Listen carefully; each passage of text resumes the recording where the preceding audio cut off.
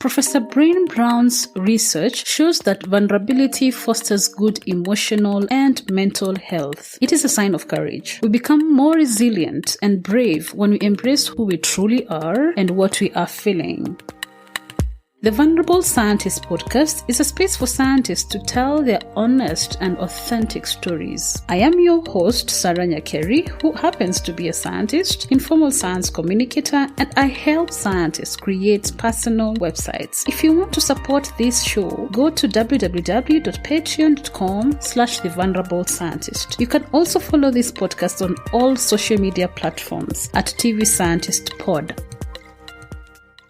Professor Brian Brown's research shows that vulnerability fosters good emotional and mental health. It is a sign of courage. We become more resilient and brave when we embrace who we truly are and what we are feeling. The Vulnerable Scientist podcast is a space for scientists to tell their honest and authentic stories. I am your host, Sarah Nyakeri, who happens to be a scientist, informal science communicator, and I help scientists create personal websites. If you want to support this show, go to www.patreon.com/thevulnerable-scientist. You can also follow this podcast on all social media platforms at TV Scientist Pod. What kind of challenges did you get moving from Poland to UK, like the first time?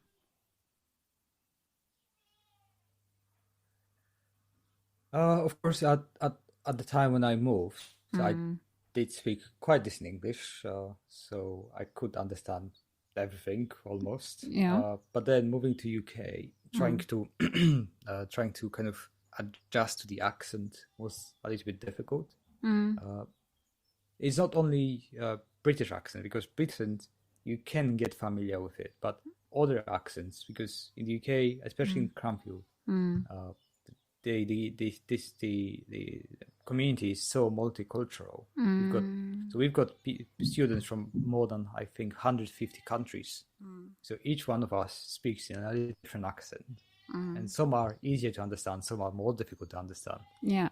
So that was a little bit of a challenge, especially for an introvert as myself. That was a challenge because I could understand, but then speaking was a challenge as well. Oh, I couldn't understand sometimes. I didn't want to admit that I didn't understand. So that was the main challenge, I think. But also trying to work out how the things work, like when you want to get a house or when you want to buy a car or something. This is always more difficult than in your own country. Yeah. Okay. So, but food. What about food? It's an adjustment. I mean, when I moved in, when I moved to the UK, I had to learn how to cook because I didn't know how to cook. But not that much, Okay. As a 18-year-old or 20-year-old, during my first degree and second degree, I still lived with my parents, so that was easier. So moving in and kind of living alone, that was an adjustment.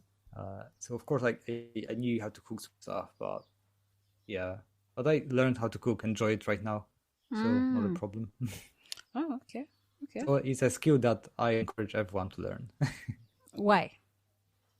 Because you can get creative. Oh, yeah, it helps with your creativity as a human being. Yeah, you can get creative, and it's not research. Oh, it could be research, but it's something that can distract you from your day-to-day life. Daily life. Yeah.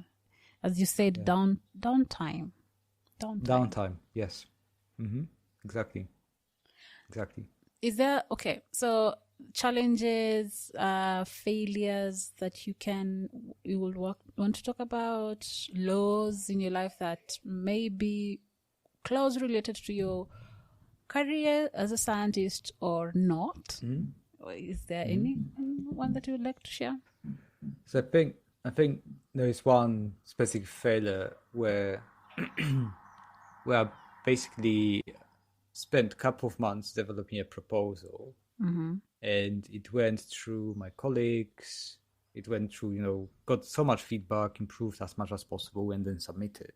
And then it came with rather negative feedback saying that it's not novel, it would not add value. So I was like, I got so much feedback and improved the proposal, got a green light from my Different colleagues. people. And then externally it was seen as no value. So what it is that I should do now, right? If my work is not worth it, right? So I felt that work is rather not worth it. So it was difficult. It was a failure, but as I said, I decided to use failures in my career to actually improve myself and try to do things differently. So then I kind of turned that proposal into another one, which was, funny enough, I cut the content of the proposal by half and requested double the money, and we got that proposal then. Wow. So that was quite interesting. How same funder, to be honest. So that's weird. How did you figure that out? It was just let's try it out. You know, sometimes the most of my success actually comes from let's try it. Let's see what happens. Yeah. I think people want certain things. People want to know, I do this, I get this. But that is usually something that prevents us from achieving what we truly want to achieve, or we can achieve, because we are worried to try things that are not certain. And we kind of limit our potential because we're not applying for the jobs that we think we don't get, right? But we don't try even. We're not applying for the projects that we think we cannot get. Mostly because, say, we think like we can just meet 60% or 70% of the criteria, or our project is like 80% ready.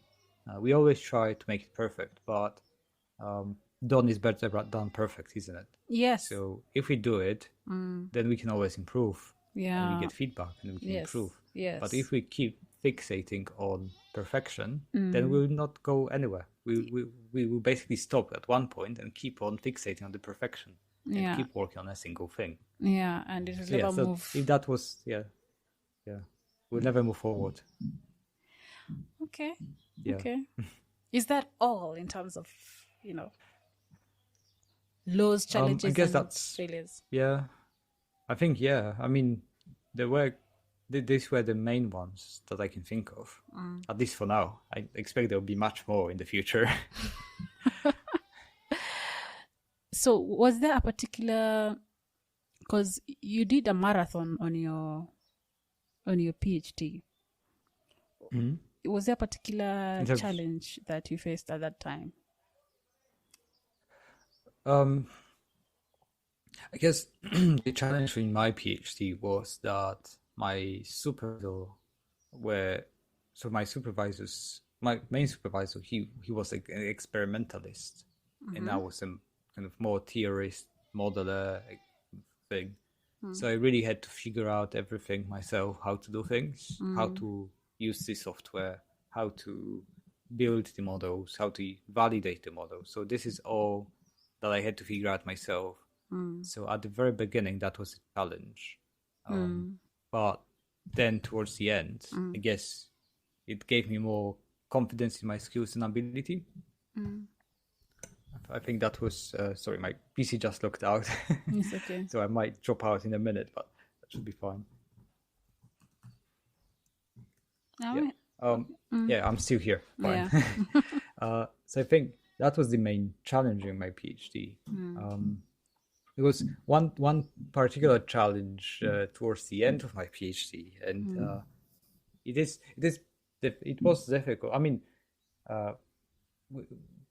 my PhD, I kind of published, as I mentioned, 9 papers out of my PhD, 10 papers in total during that period of time, or 11 papers.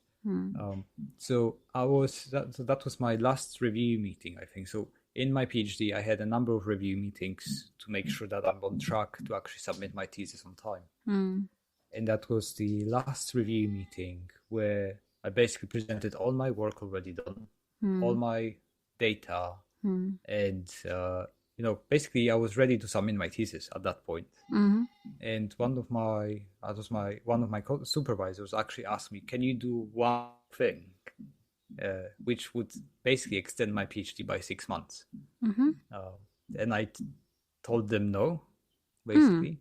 I told them I will not do it because I finished my PhD. I've meet my initial objectives. So why should I do another thing if I can move on with my career? Yeah.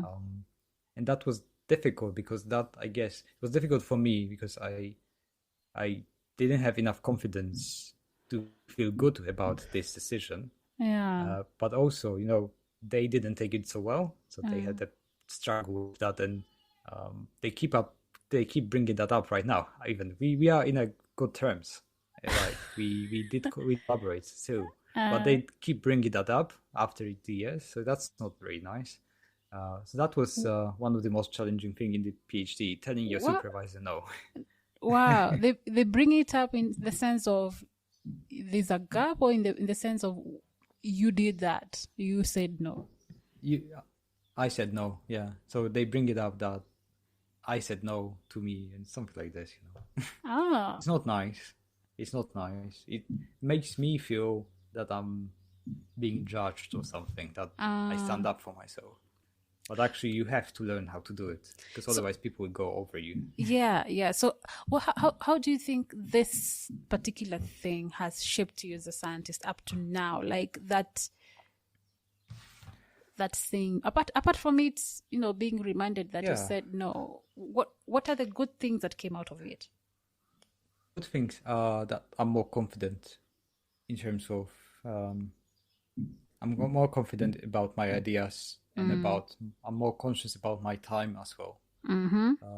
Because I know what to prioritize. Yeah. And I know, say, if the project objectives are X, Y, Z, we do X, Y, Z. Then if it all depends as well. If there is a value in doing some additional work, say if there is a future, if we can build a work for future projects out of this, that's fine. If this is just for the sake of doing additional work, and there might not be much of a benefit of that, again, we wouldn't do it, right? So that gave me kind of, I guess the most important thing I learned for this was, how do I prioritize my work? How do I prioritize my time? And, in many cases, we do have to think about what it is that make you happy, and not what it is that make other people happy. Because that's another thing where you can fixate about and spend your life to being miserable because you're trying to please other people. Yeah. Okay, so you mentioned that you were pretty independent when it came to your PhD project. How has that shaped you as a human being and as a scientist now? What do you think? What if it was had to happen the other way around, where you had a very present supervisor directing you everywhere, telling you how to write a paper, just taking you like spoon feeding you, like. Yeah. Could you, like, what is that thing that you've gained from this, and what is that thing that you've lost? You think you lost at that time, not having the other way around? I think if that was the case, if they were spoon feeding, oh my God, these me, aeroplanes. Yeah, sorry about that. So annoying. Sorry. Yeah. So if they were spoon feeding me, I guess it would be easier in a way, because I wouldn't face some of the challenges in terms of, like, how do I do things. Would be easier, but I wouldn't learn so much. So actually, I wouldn't be where I am if I weren't made independent. Because literally I was forced to be independent, which is a good thing. I think not many like it. But it's a transition, that if you want to be an academic and successful academic, then you have to go through this transition and become independent and basically own your own success and failures, right? That's important. You have to own your failures and actually learn from them, improve. We keep improving every day. So that's not something that you mentioned that I wrote many papers, but it it is still a work in progress. So the paper that I write is better and better. And it's not like I submit a paper and it's accepted straight away. It's always back and forth with the editors and reviewers because there's always something to improve. And I can teach other people how to write papers, but it will always be back and forth with the editors and reviewers because the research area is different, the perspectives are a little bit different. Yes. And I don't want to spoon feed as well as I said, as you said, spoon feeding is it's good to some extent in your career development, but then you have to put the work on the top of it yourself to actually tailor some of the frameworks, tailor some of the approaches that you use to actually become better academic and enjoy, right? Because we are different and we enjoy different things. So the approach that I think may not be, good for other people, or it might be, you have to try it out. That's another thing. People have to try things out. That's actually a discussion we had with one of my previous guests. I've not published the work yet, but yeah, because they had the supervisor was kind of the same as you, and he was trying to talk about that comparison. There's the good side of being spoon-fed, if that's the word. It sounds bad, but there's a good side of it, but there's also the bad side of it. Like everything, there's a good side and there's a bad side. Where you're left alone, if you don't know, if you've never, especially if you've never done research before and you have to figure out everything, it can be a lot for someone. But at the same time, it can build certain things, certain skills in them throughout that process. It's like, I think... It all depends on the learning style. Yeah.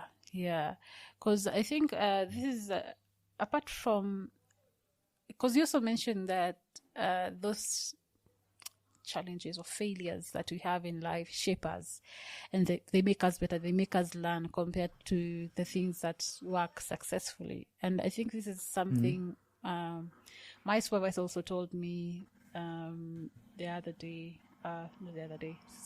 few months ago, when I was stressing about my project and how it was not working. And she was like, if yes, it's not a good thing that is not working, because we need things to go ahead. But again, it's you will come out of here as a better researcher compared to someone else who had the things working, everything was going well for them. Like for you have skills that someone else doesn't have. You'll have certain resilience and troubleshooting skills that you can't get anywhere else. And you can't compare that with someone who had their project working. Like, you just put things, and of course maybe they have some few things not working, but it's not like crazy not working and things go well for them. It's very different from someone who's had a whole year of troubleshooting a protocol or troubleshooting a problem. Exactly. Yeah. Do you want to comment about that? It's always better. I mean, better. It's more difficult at the time, right? When you have to troubleshoot yourself and work things out yourself, because you can get frustrated, then you will get anxious about it. But looking at the longer term perspective of your career, you'll be better equipped to actually handle those issues. And in academia, I mean, in research in general, all we do is solving problems. Yes. Right? Yeah. Because we're trying to figure out what the research gap is. We're trying to figure out how do we solve that research gap. So this is, the sooner you learn this, the easier your life will be in academia. Because you will be more resilient, as you mentioned. You will be less anxious. And I keep coming back to enjoying what you do. Because there will be challenges, of course, technical challenges, challenge with getting data or data quality. But yeah, it's part of the job. It's part of the job description. So we have to realize that sometimes we don't have control of that. And we should be focusing on what we can control. Yes. And then draw joy from that. Yeah. as much as possible, because we have just a single life. Yeah. So. And Uh-huh. what's the point of stressing out the entire life? Yeah, it doesn't make sense. I'm happy that you've had this discussion about your challenges and the lows that you faced throughout your science career that you've been able to share. I would like for you to talk about the positive, the highs, the times that you had an exciting feeling, the good emotions. Like, what are those times? Tell us about that. Right. I guess every time the paper gets accepted, it's one of the greatest feelings, because you feel like you've been through a journey and you've reached the goal, and you reach the paper which is accepted. It's always a positive thing. Yeah. You can always feel like it's something that you worked for hard. Getting projects accepted or getting projects funded. So I remember a couple of large scale projects, large projects that we got for developing a new technologies. This is usually exciting because it means that you can dedicate a specific amount of time to that project only. And many of you, I actually got into academia to actually do research, primarily as that was my purpose: do research and help other people low carbon solutions for climate change. So that's why I kind of got into academia in the first place. So anytime I get a project, I'm really happy because I can focus on doing just that. So that's one of the benefits. I mean, one of the successes. And recently, as I already mentioned, we got this large network grant from the EU, where you have 26 partners working on carbon capture storage. That means that we will have a dedicated amount of time for networking, building more kind of harmonizing our knowledge about this subject, but also building more collaborations, because collaboration in academia is the key. So I do truly, whenever I get together with people from other universities and we brainstorm ideas, we think about how we can turn that ideas into papers or proposals. This is one of the best times I already have in my job, actually. Yeah, I mean that are the wins, right? But also recently we got some funding to actually do some interesting teaching courses, short courses for local companies. So we do work with kind of governmental bodies within the UK, local councils. And we teach small businesses about sustainability and climate change. So essentially yesterday, or in a couple of sessions,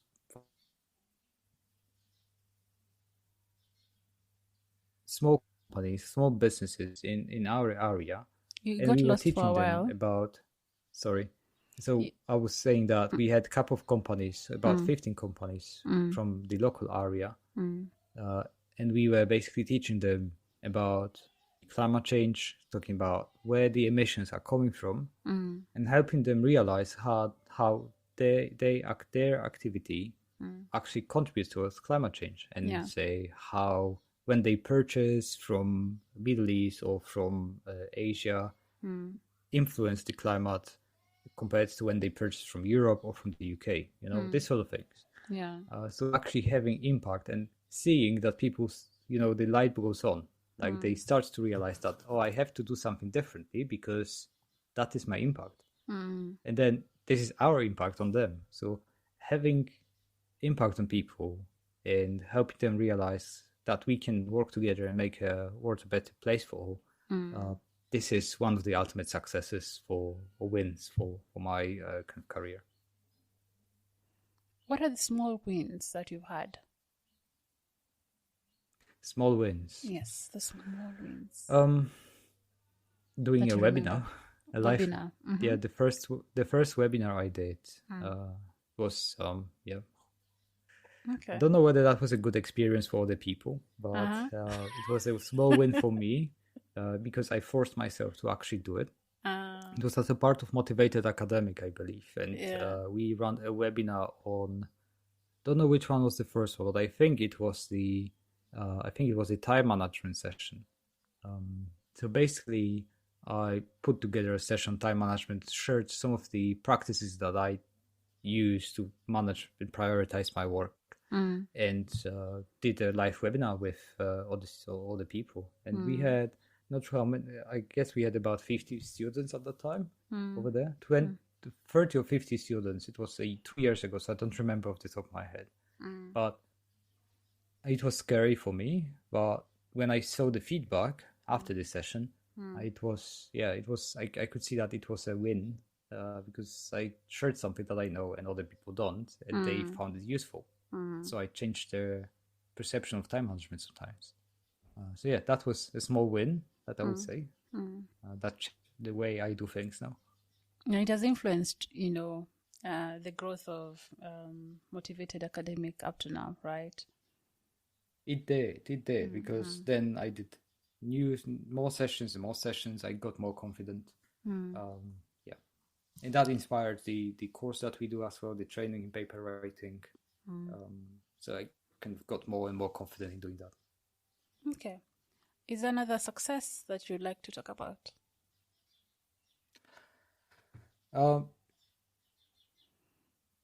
I mean, getting promoted to the senior lecturer, that was a success, of course. But that was a large success, not a small win, I would say. Yeah, not sure whether there are any of the successes that I wanted to talk about specifically. Projects, papers, and then small kind of wins in terms of my personal development and trying to go out of the comfort zone. Sometimes that is where the small wins actually come from. Sure, if you look at them, are actually very big wins. It's just that. Yeah, I know. Yeah. Yeah. But then you don't realize how big they are. Yeah, and until impactful. they become big. Yeah. So